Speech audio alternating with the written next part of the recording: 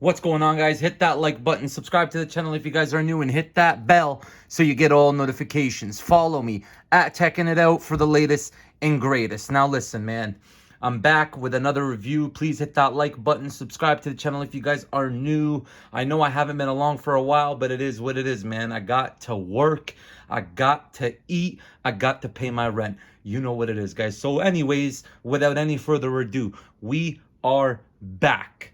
Now, as you see in the title, this is all about the iPhone, the Apple battery pack, the Apple MagSafe battery pack. Now, is it really that good? Because at first, everybody was going nuts. Everybody was complaining about it, saying it doesn't charge their phone, it hardly gives them any charge, and blah, blah, blah, blah, blah, blah. But what I came to realize is that everybody was just using it wrong all along. So now you might be asking yourself, what do you mean people are using it wrong? So as you can see on the table, I got the Anchor over here, the first generation Anchor battery pack, and then the second one, the one with the little thing you can use as a kickstand. Now listen, both these are great battery packs. Now what they are basically, an external battery. It's a battery pack, it's a battery charger. So in other words, you slap one of these on your phone, it's going to charge your phone all the way, to 100. But the thing is, though, yeah, you might think, okay, it gives you more of a charge than Apple's does, but there's no like heat, it gets hot. It gets really hot, which is bad, very bad for your battery. Not only that, you can't turn it on or off, and you don't get any function with iOS. So if you just need a battery pack to charge your phone, you're out and about and whatever, and you want something that's going to charge it from like 20% all the way to near full, then okay, get one of these two. And you know what? They're half the price compared to Apple's, so I understand. I bought them, I used them. My experience with them was so-so, if I'm being completely honest. But you know what, man? That one at least got the job done most of the time, but it got hot. So the reason I bought these is because first, they're half the price of Apple's, basically. Apple's is, I'm in Canada, so, US, it's around $100, and then these you can get US for probably $50-$60, right? And these two hold more power. Like these are 5,000 whatever, right? Milliamp. And then this one falls short. But so at first, when I was like, okay, I seen all the reviews online, everyone was saying the Apple one is very, very slow. And not only that, it doesn't give you a full charge. So a lot of people were saying it sucks.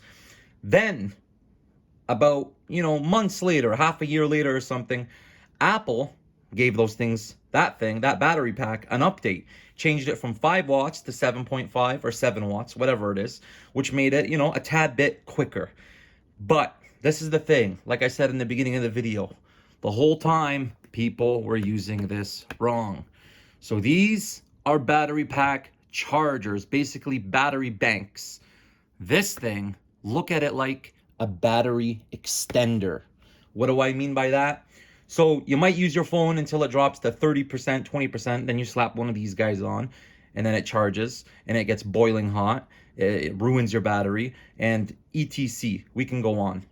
This thing, however, actually communicates with your iPhone.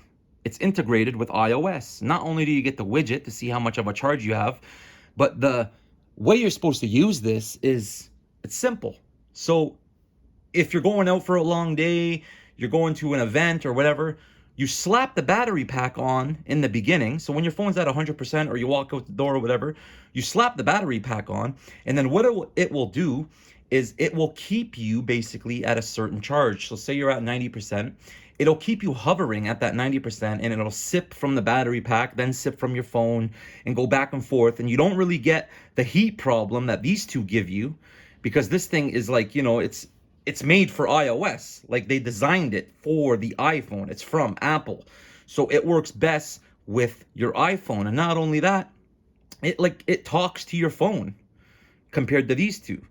This, like I said, is integrated with iOS. So the phone will let it know when it's too hot to turn it off, when it needs to slow down, when not to charge it. And not only that, You can reverse charge with the Apple one. So you can plug in your phone and have that on the back and it'll charge, or you can plug that in while it's on the back of your phone and then it'll charge the pack and the phone. So there's reverse charging with that.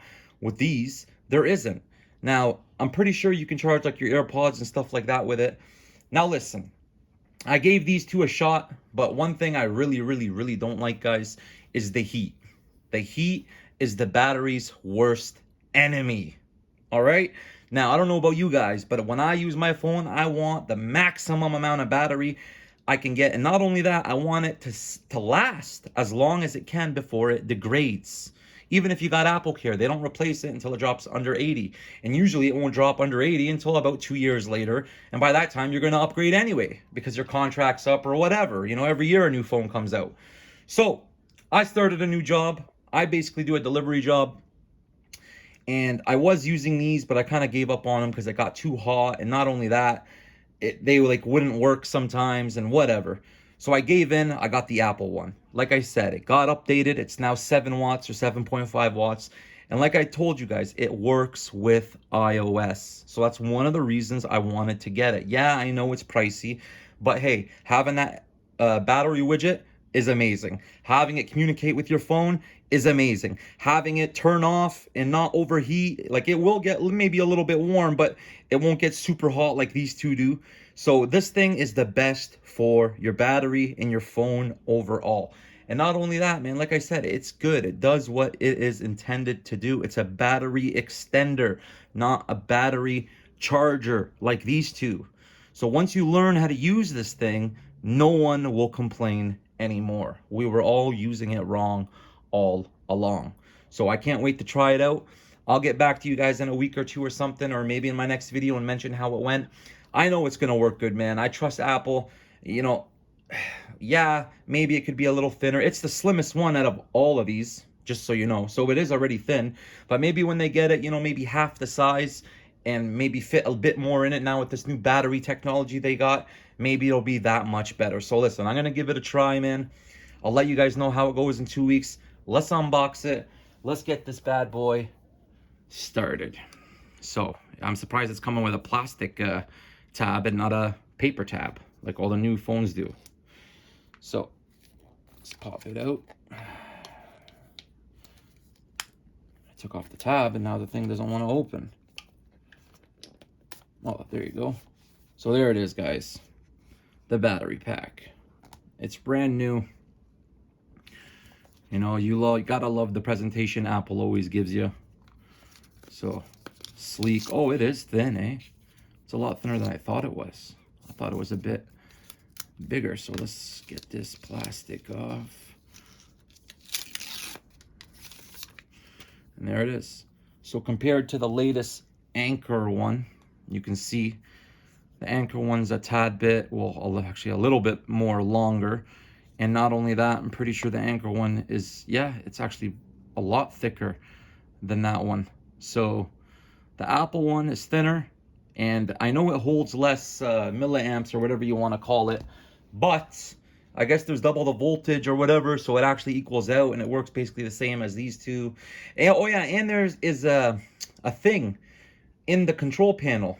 There's a function you can use where you can tell it to charge past 90% if you want it to. I'm pretty sure you just pull down the control panel, you go to where low battery mode is, low power mode, you hold on that, and then it pops up and it tells you charge past 90. So I'm going to stick this in an iPad. I'm going to get this thing updated to the newest firmware so I get that full 7-watt charge. And then, like I said, guys, I'm going to use this for a week, and then I'll let you guys know how it goes. So far, it feels nice, man. It feels premium, and dare I say, man, it feels better than the Anchor ones. It really does.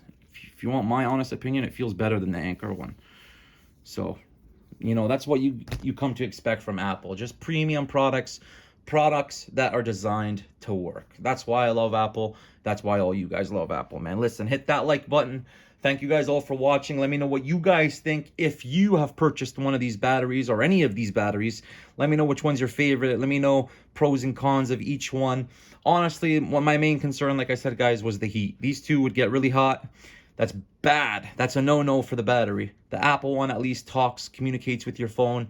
So it's safer, a lot safer for the battery. And that's one of the major reasons I upgraded, because, you know, I don't want to go through the headache of replacing my battery on my phone, or it slowing down or any of that stuff, or lagging because of the heat or any of that stuff. So listen, I'm going to use it. Put it down in the comments. Let me know what you guys think. If you already own one or any of these, like I said, let me know what you think. And I'll catch you guys all in the next video. Thank you guys all for watching, man. Subscribe to Teching It Out. And have a great day, guys. Peace.